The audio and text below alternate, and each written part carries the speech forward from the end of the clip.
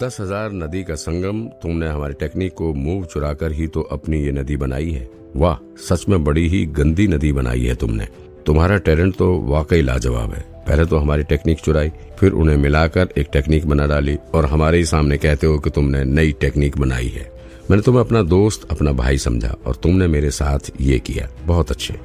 आज से तुम और मैं ना दोस्त हैं और ना ही कोई भाई। मेरे पास आने की हिम्मत भी मत करना। उन सभी ने अनिल का चेहरा देखा था जब वो शान से गोली बना रहा था। उन्हें अनिल ने सच में अच्छा बेवकूफ बनाया था जो उन्हें अपने ही मूव समझ नहीं आए। गुस्से से उन सभी केमिस्ट के चेहरे लाल हो गए थे और वो सभी गुस्से से अनिल की तरफ देख ही रहे थे। वो भले ही बहुत टैलेंटेड केमिस्ट नहीं थे और उनकी टेक्निक कोई राज नहीं थी, लेकिन फिर भी एक केमिस्ट को उसकी टेक्निक के लिए इज्जत दी जाती थी। अगर इस आदमी ने उनसे कहा होता कि वो उनकी टेक्निक सीखना चाहता था तो वो इस बारे में जरूर सोचते और ज्यादातर केमिस्ट उसे सिखा भी देते। लेकिन इस तरह से टेक्निक चुराना बिना केमिस्ट की परमिशन के बहुत बड़ी बात थी। ऐसा करने का हक किसी केमिस्ट को नहीं था। न सिर्फ उसने चोरी की बल्कि उन्हीं से शान से कहने लगा कि उसने एक टेक्निक बनाई है। बनाई तो उसने हवा में बातें थी। किसी की टेक्निक मूव को लेकर एक टेक्निक का नाम देने से नई टेक्निक नहीं बन जाती। और फिर उसे नया नाम भी दे दिया, 10,000 नदी का संगम। कोई इतना बेशर्म कैसे हो सकता है? अगर ऐसा होता तो हर कोई रोज कोई ना कोई नई टेक्निक ले आता। अब अनिल के लिए उन सभी केमिस्ट के मन में आदर या फिर बराबरी होने का इमोशन तो दूर, उसके लिए अब सिर्फ नफरत ही बची थी और ये सब उनके चेहरे पर साफ नजर आ रहा था। प्लीज शांत हो जाइए। भीड़ की आंखों में गुस्सा और नफरत देखकर विपिन मुस्कुराया। फिर अनिल के सामने जाकर बोला, केमिस्ट अनिल, क्या मैं जीत गया? अनिल को अब तक यकीन नहीं हो रहा था। तुम उसकी मुस्कुराहट देखकर अनिल और भी कांप गया और बोला, तुम जीत गए हो, मैं हार मानता हूँ। उनके पास और कोई चारा भी तो नहीं था। सामने वाले की नजर तो वैसे भी भूत जैसी हो गई थी। उसे डर था अगर उसने फिर से उसे हराने की कोशिश की तो न जाने उसके और कौन कौन से राज बाहर आएंगे। इसलिए उसने सिर हिला दिया। अब उसे अपनी इस हरकत पर खेद हो रहा था। उसे ऐसा नहीं करना चाहिए था। विपिन ने भले ही सुरेश और देवेश की गलतियां भी बताई थी, लेकिन उनकी इज्जत उतरने से तो बच गई थी। जबकि उसे तो सबके सामने जो चाटा पड़ा था, उसके सारे काले राज आज सबके सामने आ गए थे। ये बात तो तय थी कि एक बार ये घटना लोगों में फैल गई तो देश में उसकी पोस्ट तो जाएगी ही, साथ ही सभी लोग उसे यहाँ से निकाल भी देंगे और उससे नफरत करेंगे। इतने सालों में उसने जो भी इज्जत बनाई थी वो सब मिट्टी में मिल जाएगी। लोग उसे धोखेबाज और चोर कहेंगे। उसके हार मानते ही विपिन मुस्कुराया। उसकी इन सभी लोगों से कोई पर्सनल दुश्मनी नहीं थी, इसलिए वो सिर्फ डिबेट जीतकर यहाँ से जाना चाहता था। उसे सामने वाले की कमियों को दुनिया के सामने रखने का कोई शौक नहीं था। लेकिन इस आदमी ने मौके का फायदा उठाकर उसे बेइज्जत करने की कोशिश की। तुम मुझे बदनाम करोगे? कोशिश कर लो फिर से। मैं तुम जैसे लोगों के सामने झुकने वाला नहीं हूँ। तुमने ही पहला बार किया था, तो अब ये हालत होने पर मुझे दोष मत देना। बस अब इसी सीख को बाकी लोग वार्निंग के तौर पर ले लें और चुपचाप सही तरह से डिबेट करें। मैं इतनी आसानी से हार मानने वाला नहीं हूँ, विपिन ने कहा। केमिस्ट अनिल ने हार मान ली है। और फिर उसने बाकी लोगों को देखकर कहा, और कोई? ये सुनते ही हॉल में सन्नाटा छा गया। हालांकि सामने खड़े इंसान ने पहले 3 लोगों की गलतियां ही निकाली थी, वो भी सिर्फ उनकी गोली और उनके तरीके से ही। लेकिन उसके ऐसा करने पर उसका टैलेंट सबके सामने आ गया था और उसका टैलेंट देखकर बाकी बचे केमिस्ट को भी अब डर लगने लगा था। सिर्फ वही नहीं बल्कि उसने तो केमिस्ट अनिल के मूव कहां से और कैसे लिए गए थे ये तक बता दिया था। जबकि केमिस्ट अनिल ने तो गोली बनाते हुए इतना कम टाइम लगाया था कि किसी और को उसके मूव तक जानना मुश्किल हो गया था। लेकिन फिर भी इस लड़के ने न सिर्फ मूव देखे बल्कि ये भी पता लगा लिया कि वो कहां से चुराए थे। इस तरह की पारखी नजर और ज्ञान वहां बैठे किसी केमिस्ट के पास नहीं होगा। 3 केमिस्ट ने तो हार मान ली। अब सिर्फ 7 बचे हैं, तो अगला कौन आगे आएगा? कोई भी आगे नहीं आ रहा था। सबके सब चुप बैठे थे और विपिन उन्हें घूरे जा रहा था।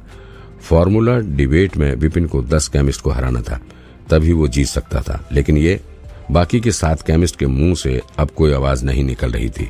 अगर सामने वाले की नजर सिर्फ गलतियां ढूंढ सकती तो भी ठीक था, लेकिन इस लड़के को तो सब कुछ पता चल रहा था।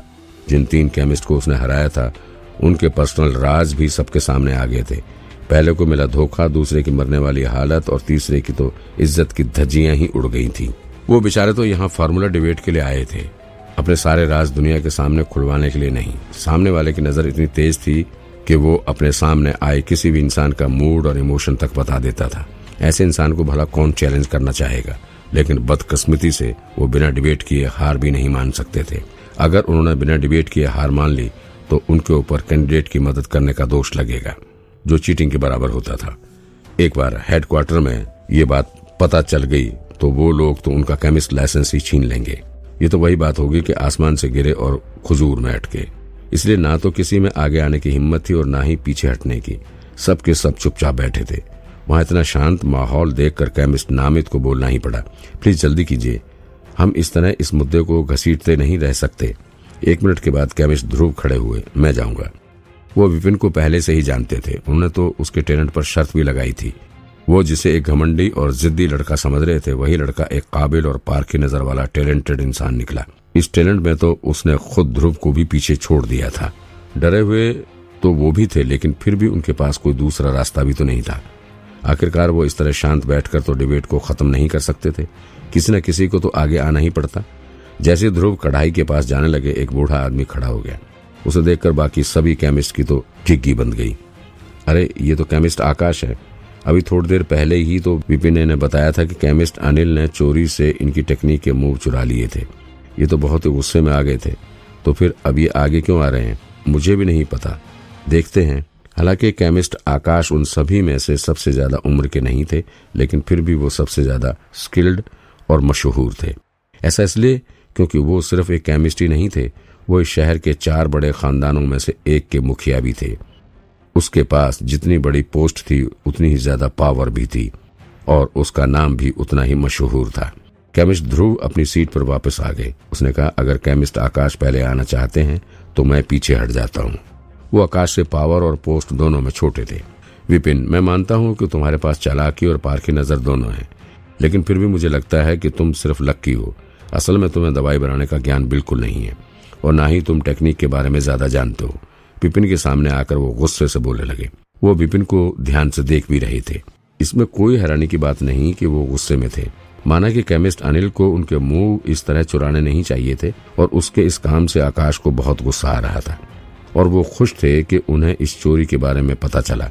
लेकिन वो ये नहीं चाहते थे कि ये राज उन्हें इस तरह सब लोगों के सामने पता चले।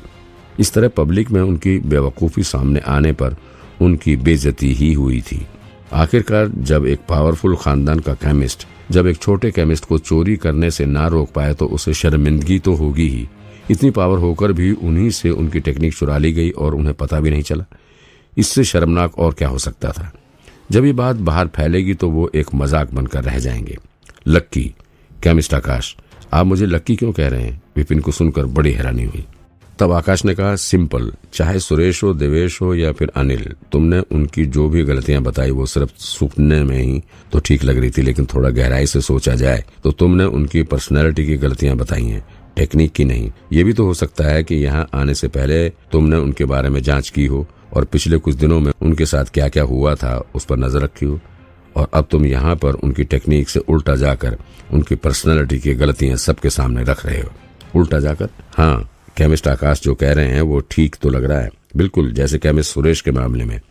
अगर तुम्हें पहले से पता था कि उन्हें उसी सुबह धोखा मिला था और वो किसी को मारकर आए थे और गुस्से में थे, तो ये कहना तो तुम्हारे लिए बड़ा ही आसान था कि उनकी बनाई गोली बेअसर होगी। ऐसा ही केमिस्ट देवेश के साथ भी हुआ था।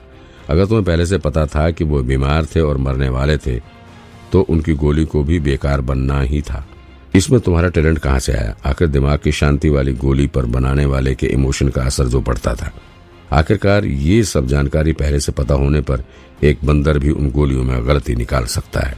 इस तरह से तो मैंने सोचा ही नहीं। इस बात से तो बड़ी सारी चीजें समझ आ रही हैं।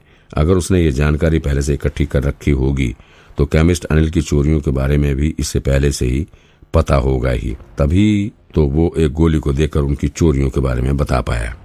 आकाश की बात का असर ऐसा हुआ जैसे किसी ने शांत तालाब में पत्थर फेंक दिया हो। सभी के जैसे दिमाग की बत्ती जल गई हो और उन सभी को समझ आने लगा था कि अभी अभी उन तीनों केमिस्ट के साथ क्या हुआ था।